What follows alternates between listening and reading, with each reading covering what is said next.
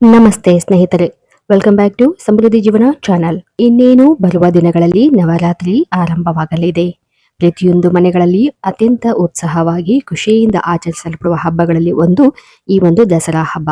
ಹೌದು, ಈ ಒಂದು ದಸರಾ ಹಬ್ಬವನ್ನು ಈ ವರ್ಷದ ಸೆಪ್ಟೆಂಬರ್ 22 ಸೋಮವಾರದಿಂದ ಶರದ್ ನವರಾತ್ರಿ ಪ್ರಾರಂಭವಾಗಲಿದೆ.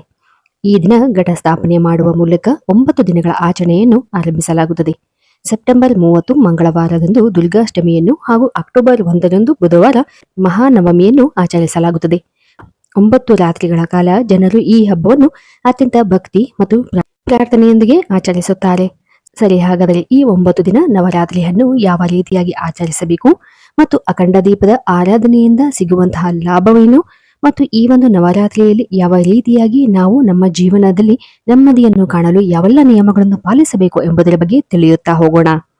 ಪ್ರತಿ ದಿನವೂ ದುರ್ಗಾಮಾತೆಯ ಒಂದೊಂದು ಅವತಾರಕ್ಕೆ ಸಮರ್ಪಿತವಾಗಿದೆ ಈ ಒಂದು ನವರಾತ್ರಿ.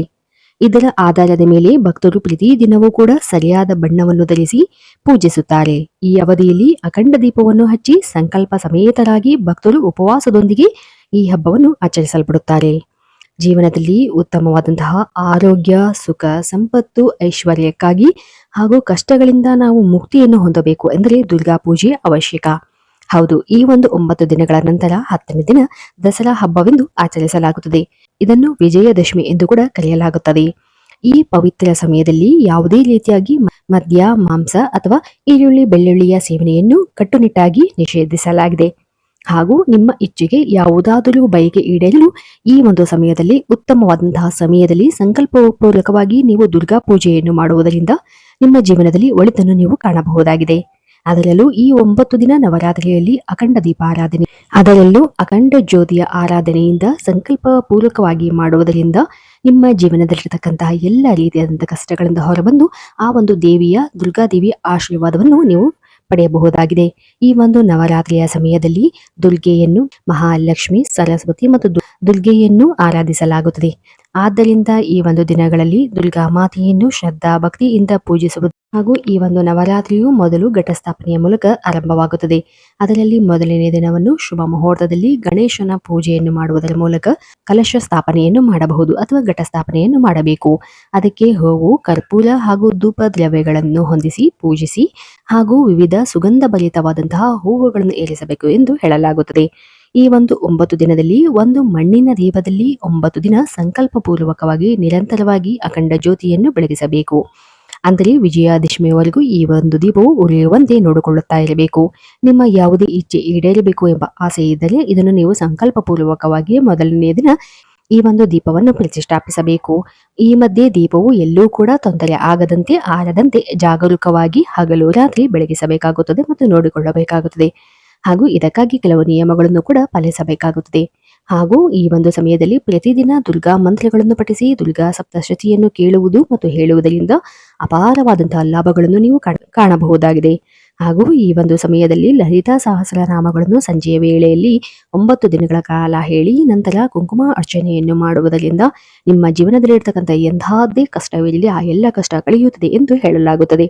ಹಾಗೂ ಸಕಲ ಇಷ್ಟಾರ್ಥದೊಂದಿಗೆ ನೆಮ್ಮದಿಯ ಜೀವನ ದೊರೆಯಬೇಕು ಎಂಬುದಾದರೆ ಈ ಒಂದು ಸಮಯದಲ್ಲಿ, ಅದರಲ್ಲೂ ಈ ಒಂದು ನವರಾತ್ರಿಯ 8ನೇ ಅಥವಾ 9ನೇ ದಿನದಲ್ಲಿ 9 ಕನ್ಯೆಯರಿಗೆ ನಿಮ್ಮ ಮನೆಗೆ ಕರೆತಂದು ದುರ್ಗಾದೇವಿಯ 9 ರೂಪವೆಂದು ಪ್ರತಿನಿಧಿಸಿ ಅವರ ಪಾದಗಳನ್ನು ತೊಳೆದು ಅವರನ್ನು ಪೂಜಿಸಿ ರುಚಿಕರವಾದಂತಹ ಆಹಾರವನ್ನು ಬಡಿಸಿ ಸಾಧ್ಯವಾದರೆ ವಸ್ತ್ರಗಳನ್ನು, ಬಳೆಯನ್ನು ದಾನವಾಗಿ ನೀಡಿ. ಈ ರೀತಿಯಾಗಿ ಕನ್ಯಾ ಪೂಜೆಯನ್ನು ಮಾಡುವುದರ ಮೂಲಕ ಅವರ ಆಶೀರ್ವಾದವನ್ನು ಪಡೆಯುವುದರ ಮೂಲಕ ನವದುರ್ಗೆಯರ ಆಶೀರ್ವಾದವು ನಿಮಗೆ ಸಿಕ್ಕಂತಾಗುತ್ತದೆ. ಹಾಗೂ ಕೊನೆಯ ದಿನ ಘಟ ವಿಸರ್ಜನೆಯನ್ನು ಮಾಡಿ ನಿಮ್ಮ ಪ್ರಾರ್ಥನೆಯನ್ನು ಹೇಳಿ ನಮಸ್ಕರಿಸಬಹುದು. ಹಾಗೂ ಈ ಒಂದು 9 ದಿನಗಳ ಕಾಲ ನಮ್ಮ ಬನ್ನಿ ಮರದ ಪೂಜೆಯು ಕೂಡ ವಿಶೇಷತೆಗಳಲ್ಲಿ ಒಂದಾಗಿದೆ. ಬನ್ನಿ ಮರದ ಪೂಜೆಯನ್ನು ಮಂತ್ರ ಸಹಿತ ಪೂಜಿಸುವುದರಿಂದ, ವಿಧಿವತ್ತವಾಗಿ ಪೂಜಿಸುವುದರಿಂದ ನಿಮ್ಮ ಎಲ್ಲ ಸಕಲ ಇಷ್ಟಾರ್ಥಗಳು ಕೂಡ ಈಡೇರುತ್ತದೆ. ಇನ್ನು ಈ ಒಂದು ಸಂದರ್ಭಗಳಲ್ಲಿ ಯಾವ ನಿಯಮವನ್ನು ಪಾಲಿಸಬೇಕು ಎಂದಾದರೆ ಇತರರಿಗೆ ಯಾವುದೇ ರೀತಿಯಾದಂತಹ ನಿಂದನೆಯ ಮಾತುಗಳನ್ನು ಆಡಬಾರದು. ಅಂದರೆ ಈ ಒಂದು ಪೂಜೆಯನ್ನು ಸಂಕಲ್ಪಪೂರ್ವಕವಾಗಿ ಮಾಡುವಂತಹವರು ಬೇರೆಯವರಿಗೆ ತೊಂದರೆಯಾಗದಂತೆ ಯಾವುದೇ ರೀತಿಯಾದಂತಹ ಮಾತುಗಳಾಗಲಿ ಆಚರಣೆಗಳನ್ನಾಗಿ ಮಾಡಬಾರದು. ಮತ್ತು ಈ ಒಂದು ಸಮಯದಲ್ಲಿ ಬ್ರಹ್ಮಚರ್ಯದ ಪಾಲನೆ ಮಾಡಬೇಕಾಗುತ್ತದೆ. ಹಾಗೂ ನಾಮಜಪ ಮಂತ್ರಗಳನ್ನು ಪಠಿಸುವುದು ಮುಖ್ಯ. ಮತ್ತು ರಾತ್ರಿ ವೇಳೆ ಮಲಗುವಾಗ ಚಾಪೆಯ ಮೇಲೆ ಮಲಗಬೇಕಾಗುತ್ತದೆ. ಹಾಗೂ ನೀವು ಮಾಡುವಂತಹ ಪೂಜೆಯು ಶ್ರದ್ಧಾ ಭಕ್ತಿಯಿಂದ ಕೂಡಿದಲ್ಲಿ ಒಳ್ಳೆಯ ಫಲಗಳು ಕೂಡ ನೀವು ಕಾಣಬಹುದಾಗಿದೆ. ಈ ಒಂದು ನವರಾತ್ರಿಯ ಸಮಯದಲ್ಲಿ ದುರ್ಗಾದೇವಿಯು ಭೂಮಿಗೆ ಬಂದು ತನ್ನ ಎಲ್ಲ ಭಕ್ತರ ಕಷ್ಟಗಳನ್ನು ಆಲಿಸಿ ಪರಿಹಾರವನ್ನು ನೀಡುತ್ತಾರೆ ಎಂದು ಹೇಳಲಾಗುತ್ತದೆ. ಇಂತಹ ಒಂದು ಪವಿತ್ರ ಸಮಯದಲ್ಲಿ ದುರ್ಗಾ ಮಾತೆಯ ಒಂದು ಪೂಜೆಯನ್ನು ಮಾಡುವುದರ ಮೂಲಕ ನಿಮ್ಮ ಒಳಿತನ್ನು ಕಾಣಬಹುದಾಗಿದೆ. ಈ ದಿನ ಸರಳವಾಗಿ ಹೇಳಿರುವಂತಹ ನವರಾತ್ರಿಯ ಆಚರಣೆ ಮತ್ತು ಅಖಂಡ ದೀಪದ ಮಹತ್ವದ ಬಗ್ಗೆ ಹೇಳಿದ್ದೇವೆ. ಈ ಒಂದು ಮಾಹಿತಿ ತಮಗೆಲ್ಲರಿಗೂ ಇಷ್ಟವಾಗಿದ್ದಲ್ಲಿ ದಯವಿಟ್ಟು ನಮ್ಮ ಚಾನಲ್ ಅನ್ನು ಸಬ್ಸ್ಕ್ರೈಬ್ ಮಾಡಿ ಮತ್ತು ಇನ್ನು ಹಲವಾರು ಆಧ್ಯಾತ್ಮಿಕ ವಿಚಾರಗಳಿಗಾಗಿ ದಯವಿಟ್ಟು ನಮ್ಮ ಚಾನಲ್ ಅನ್ನು ಸಬ್ಸ್ಕ್ರೈಬ್ ಮಾಡಿ ಮತ್ತು ಲೈಕ್ ಮಾಡಿ. ಧನ್ಯವಾದಗಳು.